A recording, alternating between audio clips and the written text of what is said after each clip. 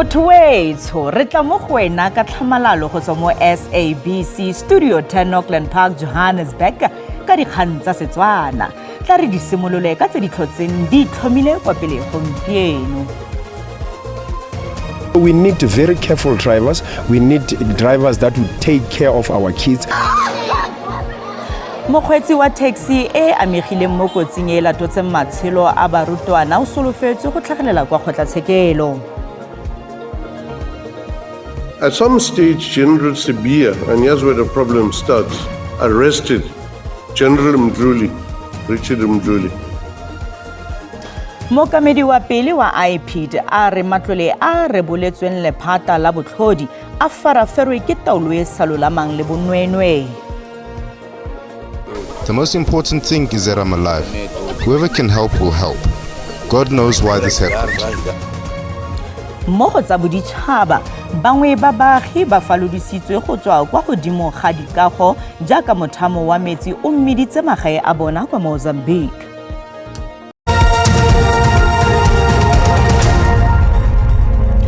Mothoetsho Madume wa mogetse mo kgasong ya rona ya dikgang tsa Setswana tla re diale.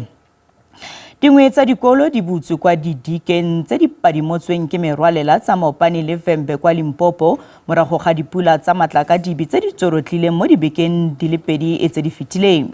Go ne go sekegilwe go bulwa ga dikolo kwa didikeng tseno ka bobedi. Dikolo ka bolobedi seleteng sa Mopani di butswe morago ga go diegišwa beke ka moka.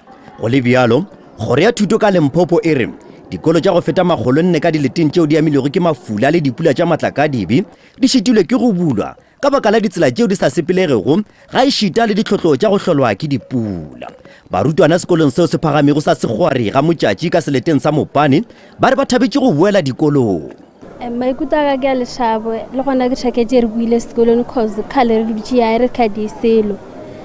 Ngwaga wa 2026 ntho ke nyane achieve ke betšhula. La ke taka diga mata o re na se re bude sekolo ga re go lori re ke mo wa re ga no ra feja dikhwedi tše dintši re ka disekolong. Ditsela tša go leba ka sekolong se di tletše ka maraga le go se sepelege ka baka la go senywa ke dipula. Ba bangwe ba badudi ba leka ka boboyotlhe go lokiša gore barutwana ga e šita le barutiši ba kgone go leba sekolong. Bana ba go gwa daja go fita khoboni mabulana ba balla go daga meedi ga mga ga ile maboro ile meedi bana ba balla go tsela re go bela thuso ya ro be le zibruchana nyana re bana ba kgona draba ba diskolo tsela e le bere ke se ke o mowe a e tsamaye digoloi I'm sure le di bono re le parkile outside the road because of this rain.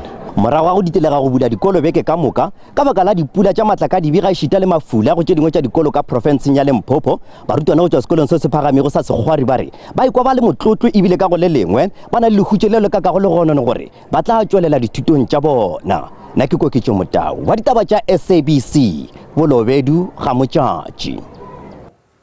Tonakgolo Panyaza Lesufi a re puso ya profense tla tswelela go gagamatsa matsapa a go ela tlhoko dipalangwa tse di rwalang barutwana go ya kwa dikolong. Lesufi a re profense e re boletse beng ba di-taxi dikitsiso tse di kwadilweng di le 335 kwa Tshwane ba dijanaga tsa bone di seng mo molaong.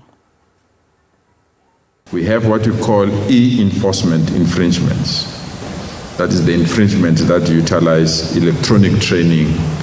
Either you're going through e-toll bridges or you're going through CCTV cameras. In Tshwane, the infringement were issued 263 buses or transport. In Johannesburg, it was 850. In general, we also discontinued some buses that were not in good order. Between those dates that I've mentioned, the 12th to the 18th of January this year, we've discontinued 14 buses or kumbis. In Tshwane, 68. In Johannesburg, 11 in Ekurhuleni. In total, 93 buses were stopped from transporting our children, utilizing our proactive methods of inspecting them before the school calendar can resume. In terms of arrests, we've arrested 5. mo go tsa boditšhaba merwalela e gapeleditse batho ba le dikete di balwa go tshaba kwa magaeng a bona kwa Mozambique mme bangwe ba baagi ba falodisitswe go tswa kwa godimo ga dikago jaaka mothamo wa metsi o mmiditse magae a bona. Matsholo Phaloso a tsweletse. Merwalela e bakilweng ke dipula tse di maatla tse di neleng malatsi a le mmalwa di tlogetse batho ba le dikete go ralala Mozambique ba sena magae. Tikologo yotlhe ya baagi e apesitswe ke metsi a pateleditseng ba malapa go tshaba kwa magaeng a bona jaaka metsi a ne a gogola matlo le mafaratlhatlha a botlhokwa.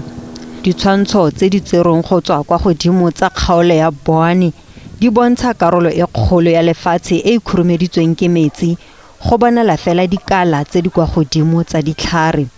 Baagi bangwe ba ne ba gaeletswe kwa godimo ga marulelo a matlo a bona mme ba letile thuso. Se ke jaaka ditsela di nyeletse kwa tlase ga metsi a bakilweng ke merwalela. The most important thing is that I'm alive. Whoever can help will help. God knows why this happened. Ditlhopha Phaloso le baithaopi ba ntse ba tshwere phage ka mangana ntle le go ikhutsa ba dirisa mekoro e farologaneng go fitlhelela bafalodi ba ba gaeletsweng le go ba isa kwa mafelong a babalesegileng.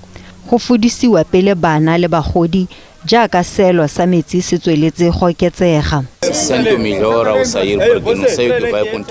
I feel better leaving this place because I don't know what will happen during the night. Here the risk is too high.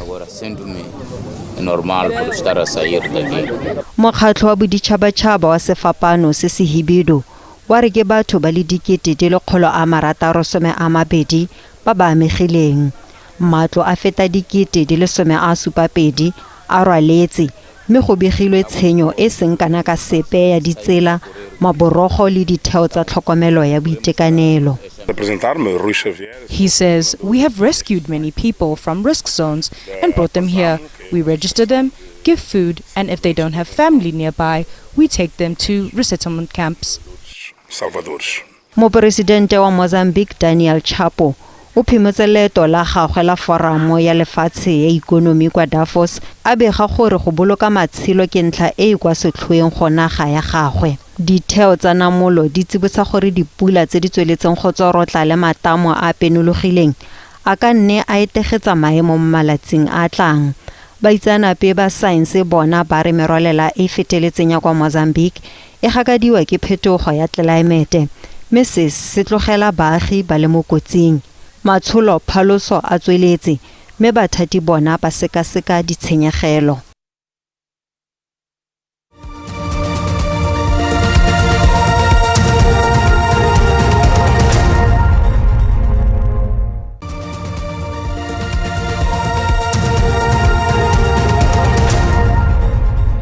Mothoetso re santse re le mmogo mme re tswela pele ka dikgang tsa rona. Bothati ba Gauteng ba re go senkilwe mafaratlhatlha morago ga thuntso kwa kgotlatshekelo ya magistrata wa Booysens e latotseng matshelo a batho ba le babedi le go tlogela ba bangwe ba le bararo ba gobetse. Mapodisa totobaditse gore yo mongwe wa batho ba ba falotseng ke mmueledi yo itsegeng yo go dumelwang fa a ne a emetse mmuelelwa kwa kgotlatshekelo fa tlhaselo e ne e diragala. Go begwa fa setlhopha se ne se le kwa kgotlatshekelo go ya manokeng molatofadiwa wa maiteko a polao mo kgetseng ya Moranang wa ngwaga o fetileng kwa Mondio. Balatofadiwa ba lekile go tshaba ka dinao mme morago ba ne ba pegiwa sejanaga. Mokamedi wa pele wa bokaedi jwa dipatlisiso kgatlhanong le mapodisi IPET Robert McBride a re matlole a reboletsweng lephata la botlhodi la sepodisi sa Afrika Borwa a faraferwe ke taolo e sa lolamang le bonwenwe mme ba ba kgonang go a fitlhelela ba ithaba re ga ba bonwe. McBride o ne a tlhageletse kwa komiting ya nakwana e batlisisang matshwenyego ka ga tshireletso ya naga gompieno. McBride o na direla lephata la tshireletsego ya puso o tlhagisitse ditatofatso tsa gore go na le ditlhotswana gareng ga bao a reng ke macomrade a ANC. O thapilwe jaaka mokaedi khuduthamaga wa IPET ka 2013 mme morago a gogelwa mo go seo a reng ke setsuatsue e leng tiragalo ya matlhabisaditlhong a kwa Zimbabwe a 2010. Moeteledipele wa malobo wa di-Hawks Anna Dramati le mokomishenara bosetšhaba wa malobo wa sepodisi Shadrack Sibiya go no go twe ba amega mo morerong o. Mme McBride a ditatofatso kgatlhanong nabo ke maaka, mme ene jaaka moeteledipele wa IPED ga a bone ba le molato mo bopaking bo jwa ntlha bo bo rebotsweng go fitlhelela kgotlatshekelo e ba bona molato. At some stage, General Sibiya, and here's where the problem starts, arrested General Mdluli, Richard Mdluli. Ka nako eo Richard Mdluli yo ga jana a leng kwa kgolegelong morago ga go bona molato wa go tshosetsa go gapa ka dikgoka ga mmogo le go keteka e ne le moeteledipele wa lephata la botlhodi leo le neng le lebeletse magato a tiriso e botlhaswa ya matlole. Crime intelligence and the control of that fund makes crime intelligent people invincible, and they start to manipulate. And we've seen it with loads of issues. That's what they do, and that's I would appeal to the legislators, the representatives of the people to correct that as quickly as possible. McBride a re ka ntlha ya gore o neelane ka pegelo eo a ganelang ditatofatso kgatlhanong le Dramati le Sibiya, jaanong lene o ne a simolola go bewa leitlho, mme o ne a sekegiwa ke tona ya sepodisi ya maloba Nathi Nhleko ka 2015. McBride o ne a nna kgatlhanong le tshwetso eo, mme morago e ne a supiwa e se mo molaong ke kgotlatshekelo ya molaotheo. Kgangkgolo mo bopaking jwa ga McBride ke gore bonwenwe le go iponela maemo mo sepolotiking e sa le ntse le tlhoba boroko go lenane tsamaiso la bosiamisi jwa bosenyi. At the end of my tenure, there was between 8 and 13 generals and about 10 brigadiers of senior police officers who were on trial for corruption. Never been done before. Should have been a national emergency. And no new cases since I left IPED have been taken up again, which involves systemic corruption and corruption. McBride o biditswe go tlhagelela fa pele ga komiti go tsibogela ditatofatso tseo di tlhagisitsweng ke tlhogo ya badiri go lephatsa la sepodisi Cedric Nkabinde fa na tlhagelela fa pele ga komiti. Moragonyana mokomishenara a bosetšhaba wa nakwana wa malobo wa sepodisi Kgomotso Phatlhane le ene o dirile ditatofatso kgatlhanong le McBride tseo le tsone a tshwanetseng go di arabela.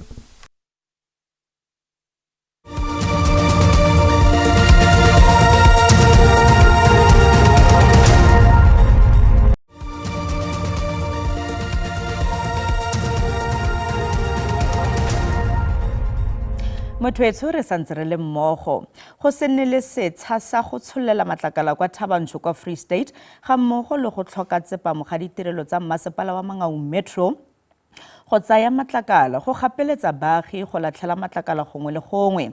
Baagi ga jana ba re ba batla setsha sa semmuso sa go tsholela matlakala. Mafelo a ntseng jaaka leno a setse a nna setlwaedi mo tikologong ya Thabanchu jaaka baagi ba kgaratlhela go fokotsa matlakala a bone le fa go latlhelwa ga matlakala ka tsela e seng ka fa molaong go ama tikologo. Baagi ba bolela gore ba tswelela pele ka go latlhela matlakala a bone a sa phuthiwang ka gonne go sena lefelo la go latlhela matlakala lwa semmuso mo toropong. Baagi ba ikuetse go masepala wa Mangaung gore o tokafatse thulaganyo ya one ya tikologo. Ana le bagala ka la fo re latlhele matlakala as community ya haufi le mona ke fo ga gona dumping site engwe mo ka latlhela matlakala teng ga re fetsa go koloma ka dijarata one a ke fidisha po ka ra ding firstly nka re hygiene ne then population education and then trash masipala na ntsa phuta last so nna ke a makala ne la se ke se le ma close to 6 months da ntse o ntse le so ga ba sa phuta ke tse bo etsalang. Masipala o bolela gore mabaka a dirang gore baagi ba latlhele matlakala ka tsela e seng ka fa molaong a akaretsa dikgwetlho tsa go kgobokanya matlakala, tshedimosetso ya baagi le tatelo ya molao. Ese Mangaung Thabanchu mo re a tseba re ha ona mo latlhelwa matlakala teng. Hona le se re se bitsang buyback center ba tlamehile ho lahlela matlakala Thabantšho ha le ha eketsegile haholo a feta ka mokgwa a tlamehile ho etswa ka teng fela ha nako ntse ya re tlo ba le se re di bitsang di-drop off zones metseng ya rona mo batho ba tla lahlela matlakala teng ha e se matsatsi ao ho phuthwang ka ona. More o oketsa ka gore badiri ba le 20 ba EPWP ba thapilwe go ya go dira kwa Thabantšho go simolola beke e tlang go phutha matlakala. Re tlo eketsa batho ba sebetsanang le taba ya tlhakisetso kapa yona education le awareness ba tla ya makeisheneng ba tla metseng ya rona ba lo tsebisa batho ra ba tlameha ho etsa kena e amana le tsa environment. Masepala o bolela gore o tlhabolola thulaganyo ya one ya go tlhabolola baagi ka tshedimosetso ya dikotsi tsa go latlha matlakala ka tsela e seng ka fa molaong. Kamogelo Siekwi, dikgang tsa SABC mo Thabantšho. Mokgweetsi wa taxi e amegile mo kotsing e latotseng matshelo a barutwana ba le 12 o solofetse go tlhagelela kwa kgotlatshekelo ya magistrata wa Vanderbijl Park ka moso. Monna yo wa dingwaga di 22 o tshwerwe morago ga go ntshiwa kwa bookelong. Motho di ne di le kalo tsa segonjono kgaso e latelang ke ya Sepedi ka moso mo SABC 2 le SABC le hae ga jana ke go tlogela le boinelo mo lebimang ka tsa maemo a bosa go fitlha re kopana gape mo nakong e tlang sala sentle.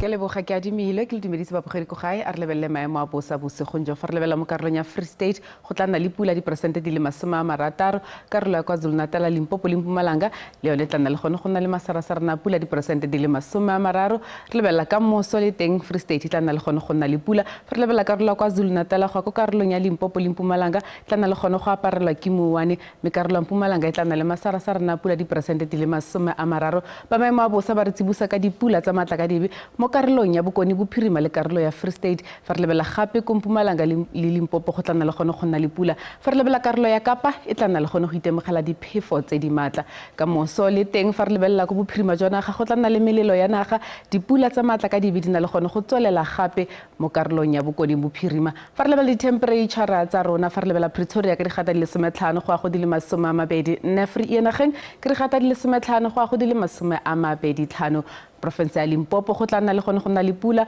Phalaborwa ka digata di le 19 go a go di le 25 Belabela ka digata di le 16 go a go di le 24 mo Thapameng Province ya Mpumalanga Mbombela ka digata di le 19 go a go di le 22 Standerton ka digata di le 15 go a go di le 22 mo Thapameng lebela Province ya KwaZulu-Natal go tla nna le gone go nna le pula Ulundi ka digata di le 15 go a go di le 24 Kokstad ka digata di le 10 go a go di le 24 mo Thapameng bela Eastern Cape le temo provinceng go batlana le gone go itemogela pula Graaff-Reinet ka digata di le 7 go go di le 37 kwa Nonjoli le teng go tlana le gone go nna mogote thata mo Thapameng ka digata di le 37 mo Thapameng lebella province ya Western Cape fa re lebella bophirima jwa province bo tla nna le gone go apoga thata go tla nna le gone go nna le tlhabo ya letsatsi o tshworon ka digata di le 13 go di le 38 Worcester le yone tla nna le gone go nna mogote thata mo Thapameng ka digata di le 39 mo province ya Northern Cape go tla nna le gone go nna le tlhabo ya letsatsi mo bophirima Carnarvon ka digata di le 17 go go di le 35 Upington ka digata di le 21 go go di le 37 Free State e tla nna le gone go nna le pula Fixback ka digata di le 12 go go di le 25 fa re lebela Welcome ka digata di le 16 go go di le 29 fa re lebela mo Bokone Bophirima le teng go tla nna le gone go nna le pula Potchefstroom ka digata di le 15 go go di le 25 Bloemhof ka digata di le 16 go go di le 29 fa re lebela Tosca le teng ka digata di le 17 go go di le 30 mo Thapameng mo gaetsho maemo a bosa felela fano a re kopane gape mo nakong e tlang.